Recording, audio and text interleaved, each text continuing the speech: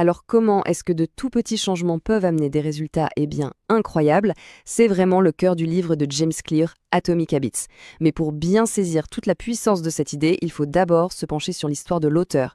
Une histoire qui, franchement, a bien failli s'arrêter net bien avant d'avoir pu commencer. Vous voyez, l'histoire de James Clear, elle ne commence pas vraiment avec une idée. Non, elle commence avec un son. Le son terrible d'une bête de baseball qui percute son visage. Et là, en une fraction de seconde, sa vie entière bascule.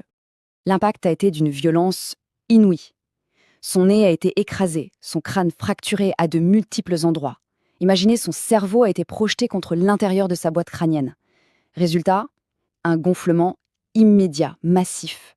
Et à l'hôpital, les choses ont très vite empiré. Il a fait plusieurs crises d'épilepsie post-traumatique et à ce moment-là, les médecins n'avaient plus le choix. Ils ont dû le plonger dans un coma artificiel. C'était littéralement sa seule chance de survie. Le pire, c'est que même les fonctions vitales les plus basiques, respirer, déglutir, devenaient impossibles. Son corps était tout simplement en train de lâcher. Alors, ce qui vient après cet accident, ce n'est pas du tout une guérison miracle, non, loin de là. C'est le début d'un chemin long, difficile, plein d'obstacles physiques, mais aussi de revers vraiment humiliants. La liste de ses blessures, elle donne le vertige. On a les fractures, les crises, il a dû être mis sous respirateur. Et puis il y a ce détail, à la fois bizarre et terrifiant. À un moment, en se mouchant, l'air s'est engouffré dans son orbite fracturée et ça a littéralement fait sortir son œil gauche de sa cavité. C'est à peine croyable. Sa convalescence a été un combat de plusieurs mois. Il voyait double, il a fallu attendre 8 mois avant qu'il puisse reprendre le volant. Et sa thérapie physique, c'était quoi? Eh bien, c'était réapprendre des trucs aussi basiques que marcher en ligne droite. Après tous ces mois de rééducation, il retourne enfin à sa passion, le baseball. Mais là, le retour à la réalité est brutal. Il est le seul joueur de sa classe à être viré de l'équipe première.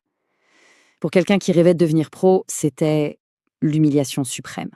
Et c'est là, vraiment au fond du trou, qu'un déclic s'est produit. Il était incapable de faire de grands changements. C'était impossible. Alors James Clear s'est concentré sur la seule chose sur laquelle il avait encore le contrôle. De toutes petites actions au quotidien. Sa transformation, elle n'a pas démarré avec un coup d'éclat héroïque. Pas du tout. Elle a commencé avec des habitudes qu'on pourrait qualifier de banales.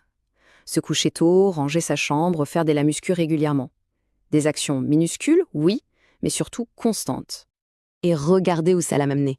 C'est l'illustration parfaite du résultat de ces petites habitudes.